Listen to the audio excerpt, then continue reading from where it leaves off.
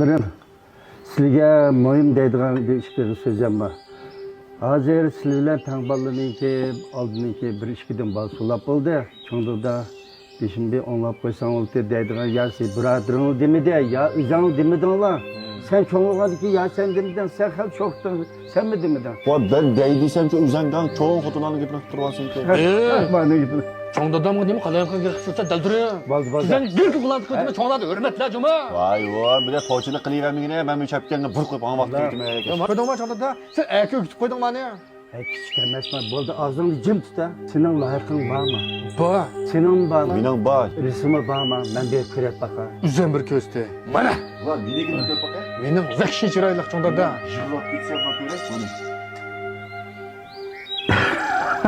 Kara. Benim çıraylık. Hey, ahmaklar. Ma bir kızına kaçın olsa